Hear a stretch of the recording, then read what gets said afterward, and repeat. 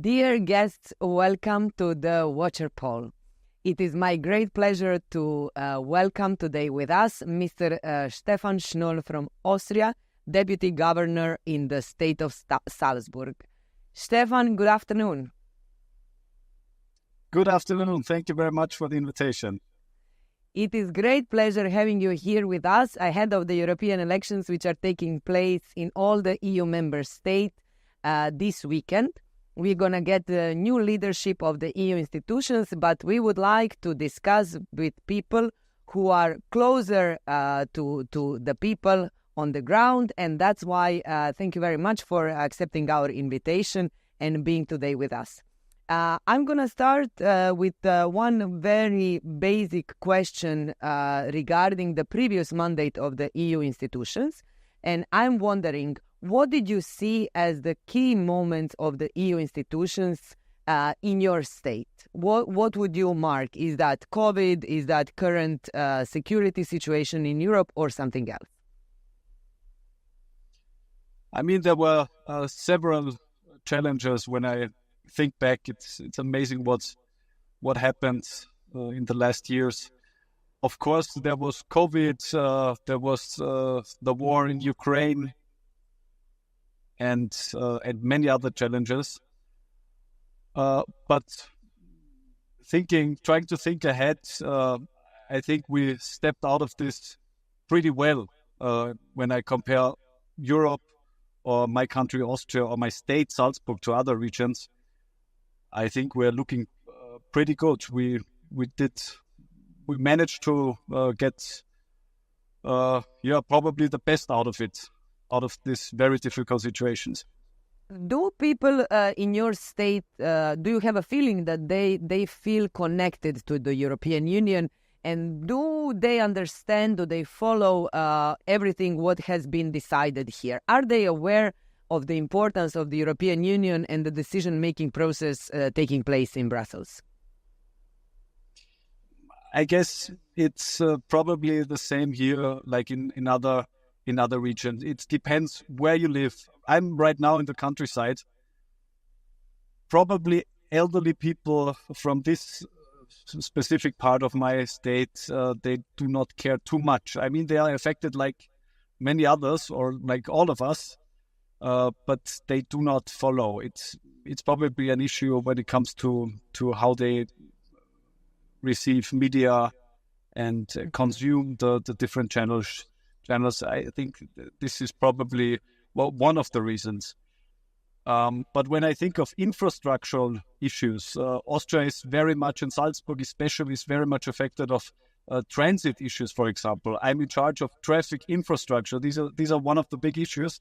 And when it comes to this specific issues, then people are very affected, and they also make the connections to the European Union, or they expect solutions from the European Union. Did you benefit from the European Union when it comes to the infrastructure, concretely? We did, but we will in the future more than it's the case right now, because we managed to include the one of our most important corridors into the 10 net on the European level. So we are hoping to get more financing, more financial support than this was the case in the past. Other regions in Austria benefited more than Salzburg, because we are, compared to other states, a pretty wealthy region. But when we want to manage, or if we want to manage, climate change or all the big issues when it comes to traffic, then we are dependent on the European Union. That was a pretty big discussion in the past mandate of the European Parliament, and with all the new proposals that were on the table, transport is very high on the agenda. But I would like to ask you, what do you see as the key challenges for the new mandate? What will basically be the key policies that the EU has to strengthen within itself, and how it should position itself in the world, especially in the light of the current challenges, war in Ukraine, very unstable situation in the Middle East, and of course ahead of the elections in the United States? I think security is one of the big issues, asylum, but also infrastructure. To get back to this point, I think if we're not trying to lose too much compared to other regions like in China or Southeast Asia, then we need to invest in our infrastructure.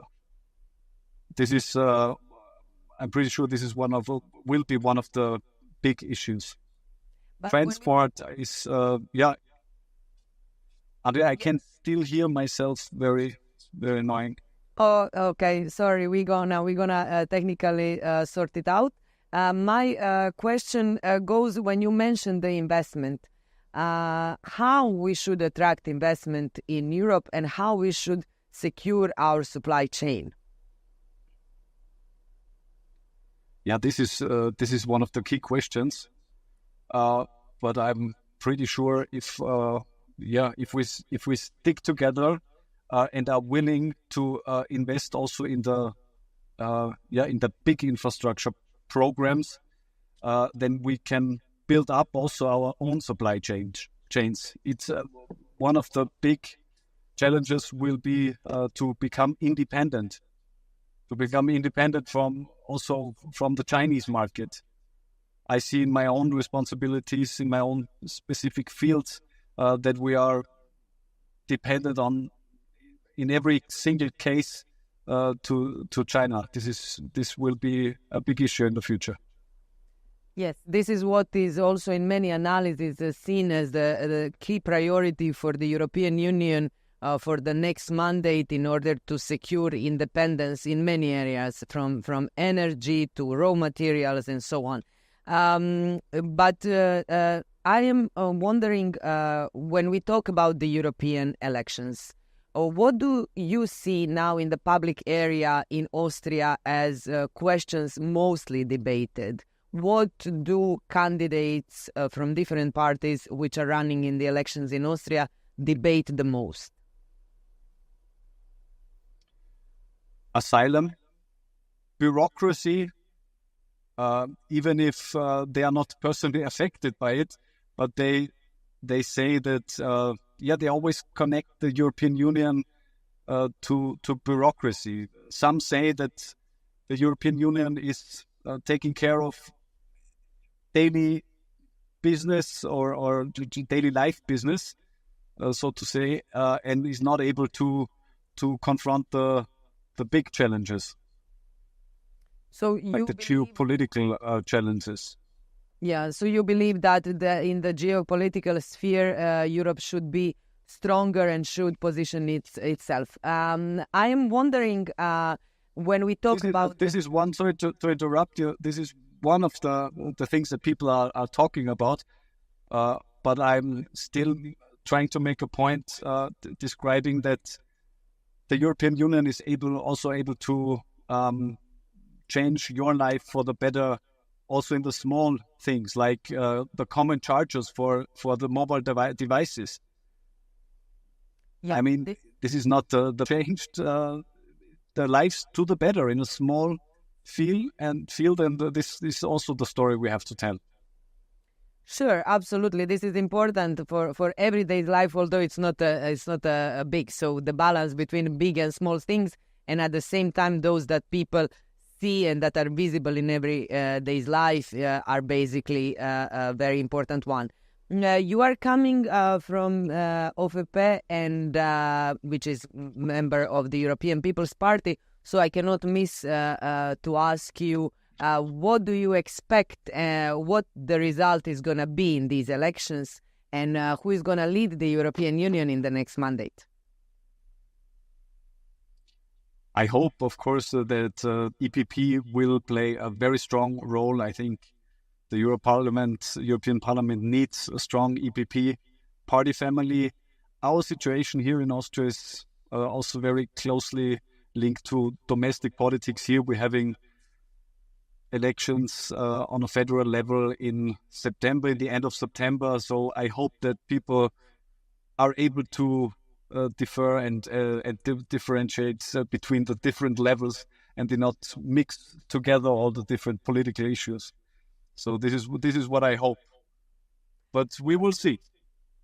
Perfect. Thank you very much, Stefan. I'm going to close this interview by thanking you and wishing you all and your party the very best in the European elections. We look forward to continue meeting members of your delegation here in Brussels. We hope also to host you very soon in Brussels.